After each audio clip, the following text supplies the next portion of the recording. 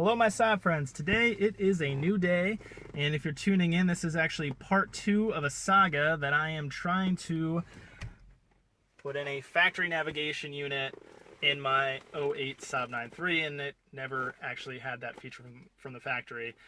So in part 1, basically I show you how to install this unit, and unfortunately I ran into a roadblock where the DVD disk drive of the Delphi unit is unfortunately bad. So it happens, it's a used unit, I got it for cheap, to be expected. If I wanted something 100% functional, I would have bought something brand new, dealt with the harness and the installation and stuff, but I wanted to take on the challenge of installing the actual factory unit of the navigation in a Saab. So this is going to be part dos, where I'm going to be removing this radio, and actually I have one from a Saturn View. I don't know what year. I want to say an '09 Saturn View, which is very similar to this one that I'll show you in a second. I'm going to try to hook it up, see if I can program it with a Tech 2. Honestly, I don't think that's going to work, just for software reasons and obvious things there, but I'm going to try to see if I can get it to work. If so, cool.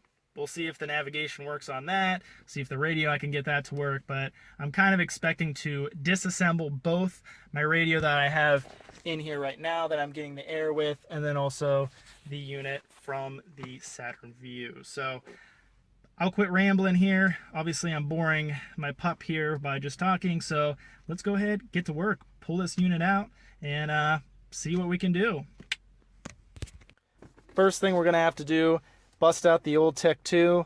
That way we can divorce this radio and see if we can marry the Saturn View radio. Let's give it a shot. If you're wondering about how to hook this up or what this machine is, if you didn't pay attention to part 1, click up top here and it talks more about this unit here. That's really awesome for Saab. So with this setup, I highly recommend using the household adapter for the power. You know, normally you'll just use the cigarette lighter for power, but in this case with the radio stuff, you will have to move the ignition here on and off, so it kind of screws things up. So easiest way, just use the household plug.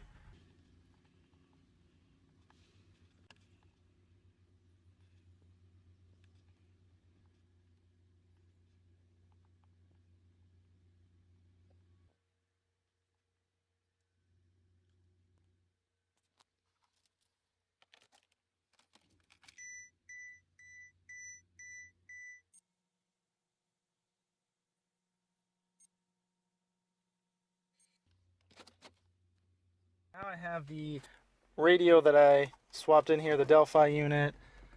I have that removed. If you're wondering as far as removing all of this, that vent, not too bad. I'll have a link up here. And then as far as everything else with this radio, I do have the part 1 where I go more in depth, so I'm not gonna show you that again. So here is actually the radio from a Saturn View. So this one right here, the one I had in here, before I divorced it with the Tech 2, I actually opened it up, ejected the navigation CD, which is right here.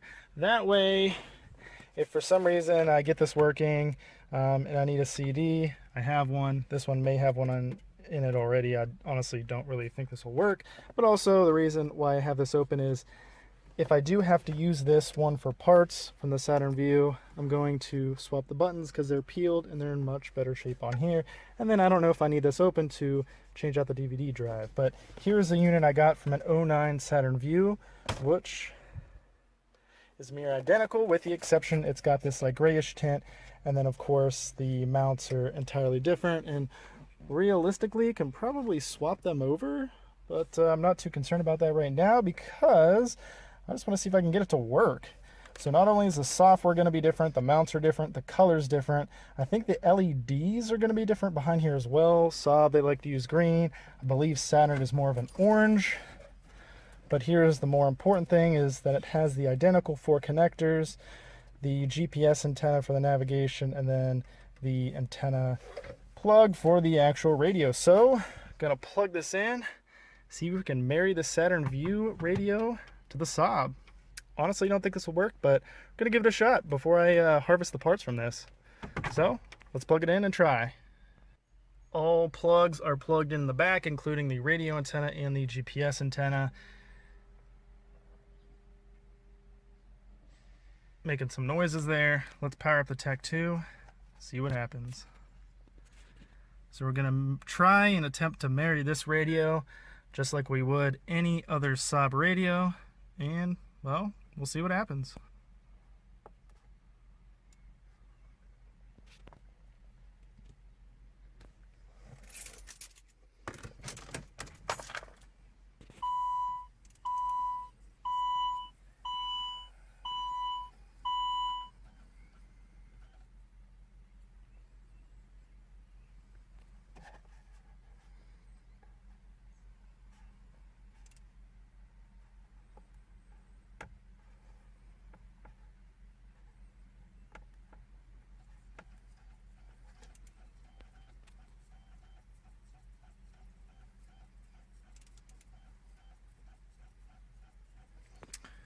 Well, looks like that is a negative Ghost Rider. Well, that is a bummer. Kind of to be expected, honestly. We'll try it one more time.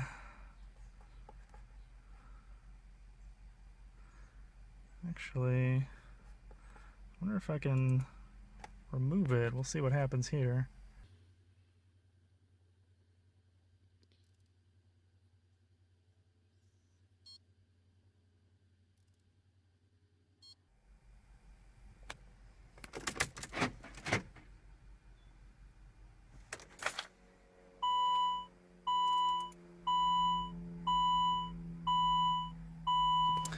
Alright, well, it is confirmed the Saturn navigation unit will not program with the Saab. So, probably an obvious thing, but I figured I had the unit in working order before programming it into the Saab, so I figured I would try it, and well, unfortunately, that is not the case. So, well, looks like we're going to be harvesting the parts, at least the DVD drive, as well as some of these buttons, and putting it in the Saab one, and hopefully get the navigation working.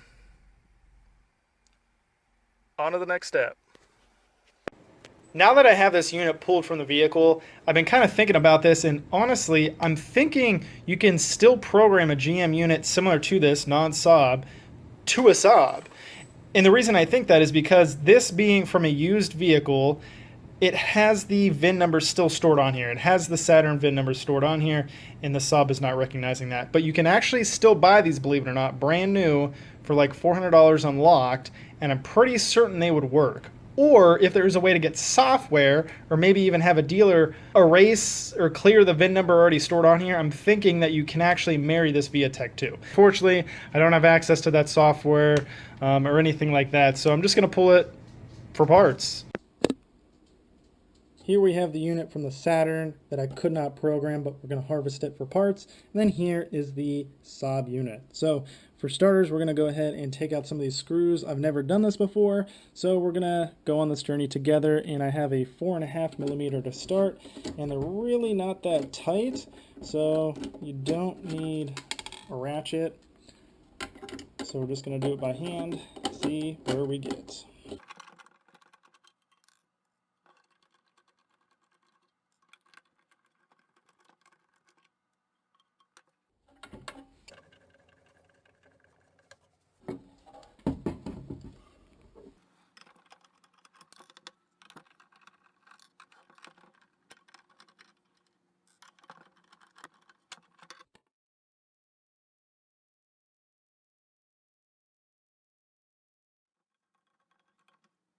Around before you take any of these off. So no plate on this side.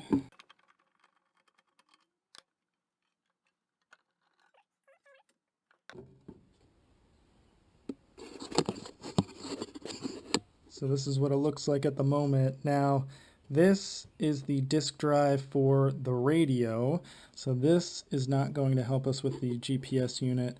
That one is actually farther in here, which I believe it to be this one right there. So let's take off these back ones. See how far that gets us.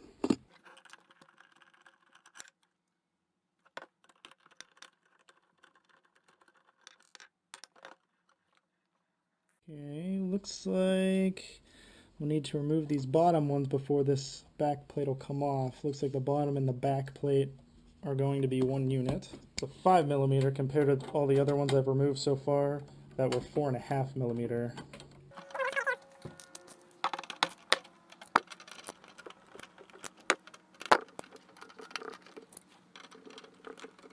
Since these ones are a different size, I'm going to keep them separated from all the 4.5mm ones for obvious reasons.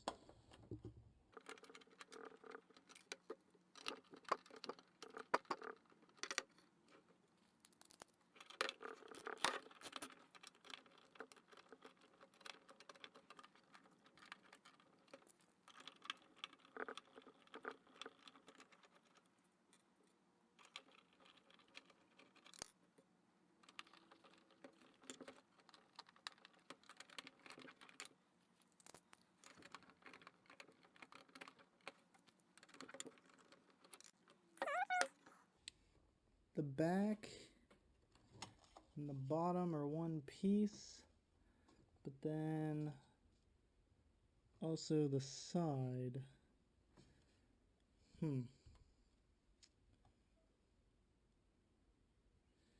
Okay, so it looks like if I take out at least this one and these two right here, and then probably the same thing on the other side, it will remove the disk drive for the radio. So let's see, are these 5mm? No, these are back to 4.5.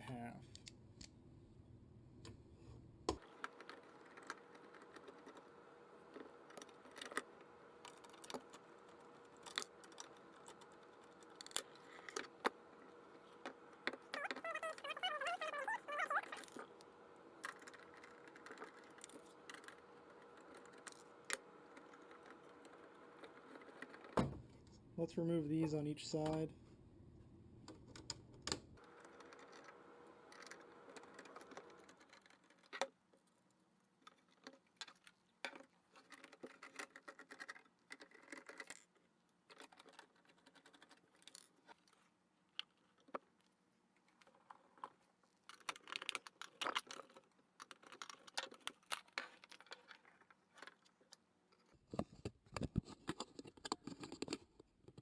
Okay, so this faceplate here does remove, and because there's an ejection button up top, we need to disconnect this somehow so we don't break it when removing this. So let's take a look, figure it out together.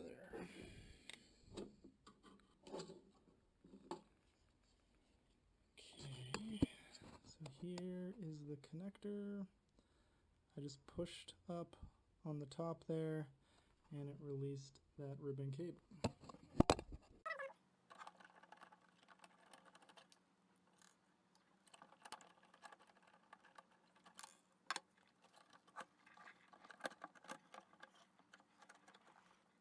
Okay, so the two screws I just removed here, they're part of this bracket that combine this large chunk. Well, I can see down into here that it's the exact same thing, so I'm probably not going to be able to get to those until I remove this faceplate. And that I'm not quite sure how to do. Guess we'll finish removing all of these bolts, see what loosens up.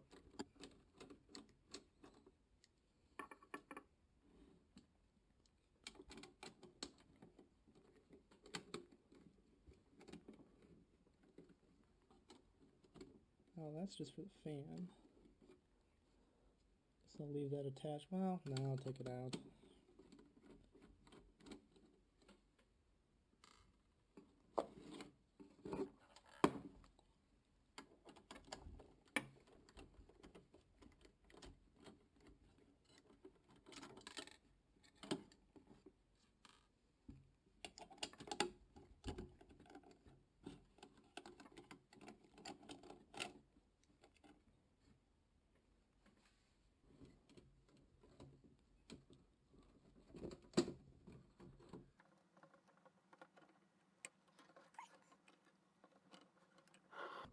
So inside of here there's a couple different ribbon cables, so you need to be careful what is what so we don't accidentally rip something that we can't fix.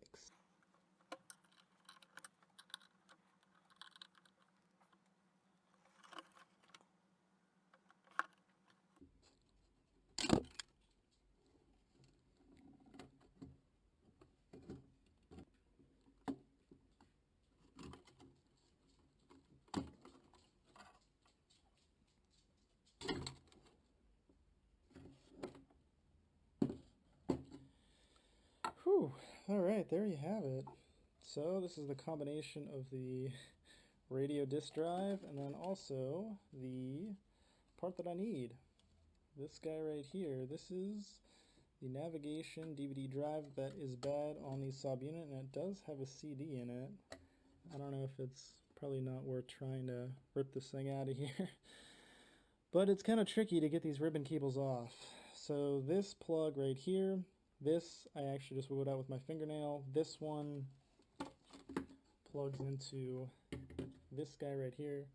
So this is this connector. I don't know if you can see it right there that I popped off with my fingernail. And then this one, there's little tabs on each end that I stuck my fingernail in here and popped this out, and then I was able to wiggle out the ribbon cable. This one's by far trickier, and this one plugs into this guy right here, and there's this metal bracket that I'll have to figure out how exactly it goes into, but once you release this metal bracket, this ribbon cable kind of falls right out. So by far the thing that I'm most nervous about is reassembly of this. It's not going to be easy to have this in a manner to where there's enough slack to where I can get my hand in there and also attach and secure these. So that'll be interesting. So I ended up somehow finagling and getting this faceplate down, which actually is kind of impressive, but I ended up taking out these 4 screws, same 4.5mm ones, loosens this up, which actually is part of the connectors, but all I ended up doing was yanking on this whole unit, and it brought it just a smidge forward, and then right down here I was able to get a screwdriver and lift that up, and when that happened it released this faceplate.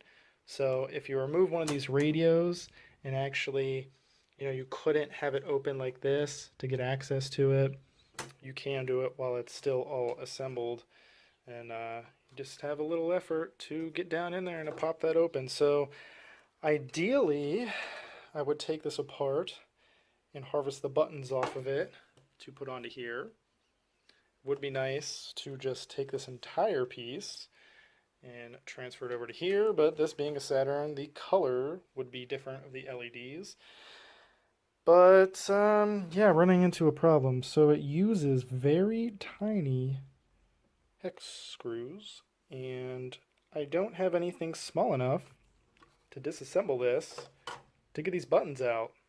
Seems easy in theory, but if you don't have a tool small enough, you're not getting this out. So I'm thinking I may hold off on that, give up on that. I mean, the buttons on here aren't the worst.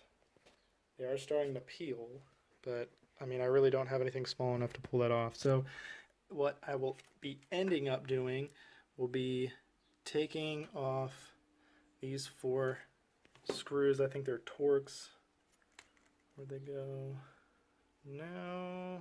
No, these 4 screws right there and right there.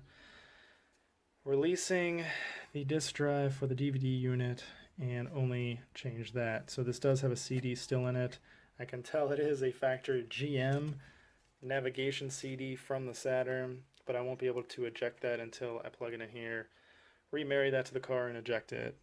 Actually, I'll have to see if that one works, but yeah, I think I'm going to unfortunately give up on this part. Just get the navigation unit working. So now I'm going to tear into that one, and I'll report back once I get to this stage. Oh, and by the way, if you're wondering as far as screw removal, I think I removed some like 40 to 50 screws. Not all of them you need to remove, because you definitely don't need to, if you're not messing with this faceplate portion, you don't have to worry about that, nor do you have to worry about this, and like the fans right there, that's an additional like 2 screws. But it takes like 25 to 30 screws just to get this out, so Takes a little bit of time, but it'll be worth it. Save you money in the long run. Let me go ahead and disassemble this radio, and we'll get to installing this. So here you have it. Now I'm at the exact same stage with the Saturn radio as I am the Saab radio.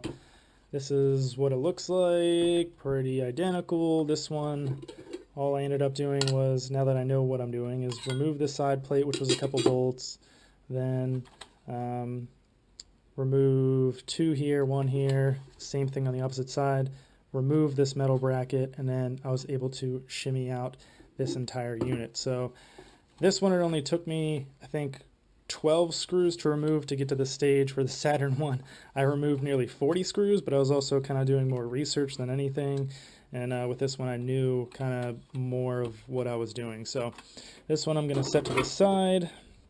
And here's what I am going to be doing. So this is the Saab one, and this is the Saturn. So I'm going to get a hex and remove the 4 screws to remove this bad navigation disk drive, and then put on the hopefully good Saturn View one.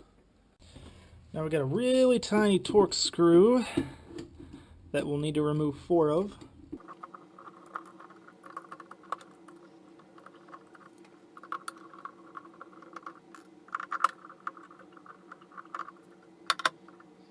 There you have it. This is the unit that I believe to be bad because it's not reading a navigation disk. Here's the one from the Saturn, and fingers crossed that'll work.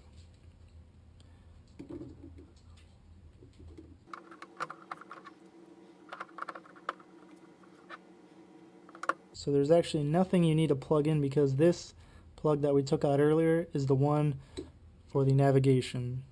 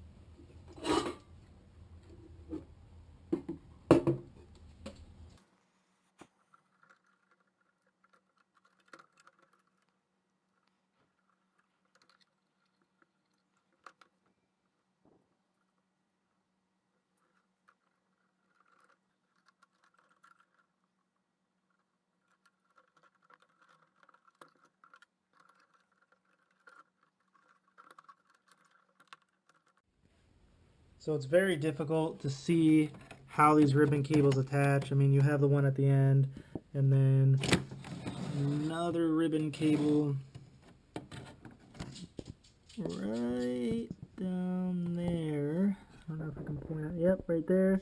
And then you also need to attach, let me see where it is, this one right there. So not the easiest things to get a shot of, but if you finagle your hands around in there enough, you can get it. So now it's just reassembly.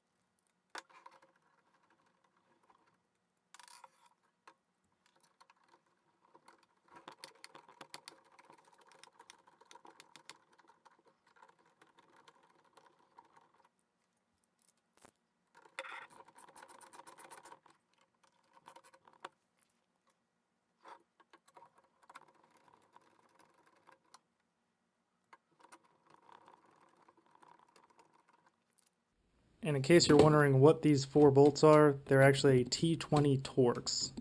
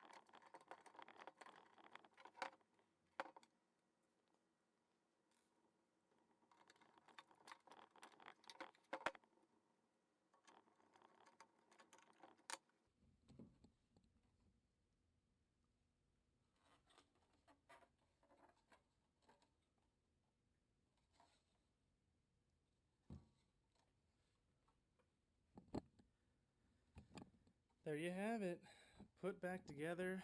Now we can plug it in and see if it works.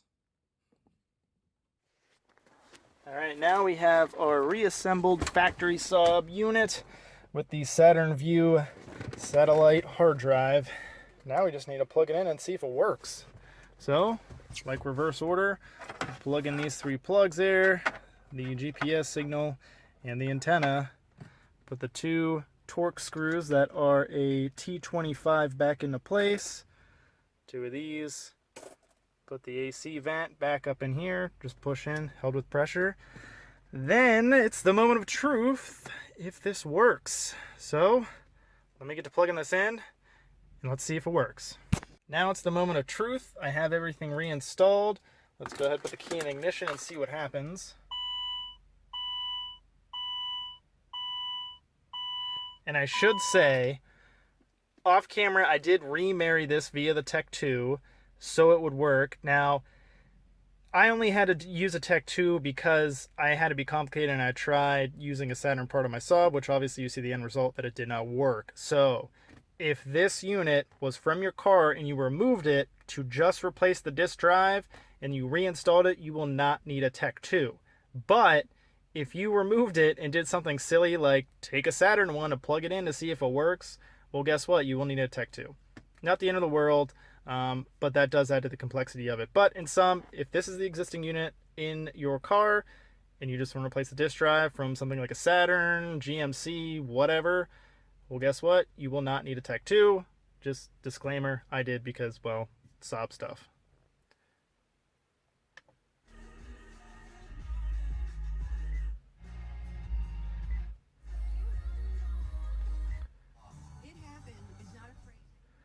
Alright, so the radio works. That was a given. That's exactly what happened before. Radio worked, but the navigation didn't. So let's press this. No map disk in there, so insert map disk.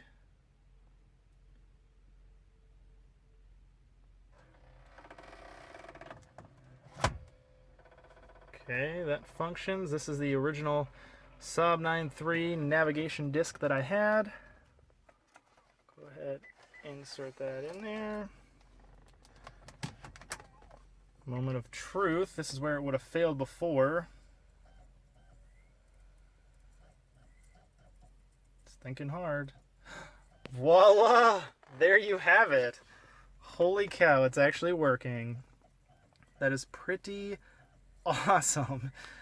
Wow, I don't even know how this navigation works. Huh. Well, I'll have to mess with that, but that is awesome. So I took a Saturn disk drive unit and I put it in the Saab one. So unfortunately, the Saturn, the whole kit and caboodle, wouldn't work in here because the Tech 2, the car, just for whatever reason, it's not the same technology. But it goes to show you, you can actually take hardware from something like a Saturn and get your factory navigation working in your Saab. Now I should say the reason why I went ahead and kind of Frankenstein this together is because the sheer price of this head unit. Most sellers want to get like $300 for it. I got lucky, I found one for $90, but I took a gamble and here we are. The navigation at the time didn't work. But it goes to show you that you can actually use parts from something like a Saturn to Frankenstein together and make this work. Now you can find a replacement brand new for the satellite hard drive, the disk drive, but I've seen it as cheap as, I want to say, 150 bucks. So at that point, it was much cheaper for me at $60 to find the Saturn unit, put it in here, sell the Saturn unit for parts, and then get this guy working. Obviously, I'll need to figure out the map update situation. These maps are going to be from probably 2008, so 11 years old, which is pretty ridiculous, but I think it's kind of cool. I like driving and seeing this on the map. Keep right onto I-71 South. So there you have it. That is how you cobble together and install a navigation unit in your Saab that it never came with. And then also this part too, where you fix it if it you buy a unit that's used and the navigation portion doesn't work, and you've tried things like cleaning the disc, you get one of those special disc cleaners with the brushes on it, that doesn't work. Well, more than likely, and it is common, that the actual disc drive for the navigation portion is in fact bad. But hopefully this video shows you how to repair that and shows you that it's really not that impossible. I'm a handy person, so I like replacing parts other than just replacing the entire head unit. I like to know how things work. I took a gamble on it, it worked, and hopefully it helped you. So if it helped you out, be sure to give it a thumbs up. I have plenty other Saab videos and other content in general, so be sure to subscribe. If you have any questions, comments, or concerns, be sure to comment down below, and I will do the best I can to answer those questions. So, like her, I'm going to go inside and take a nap, and I'll catch you guys next time. Thanks for watching. I've been so many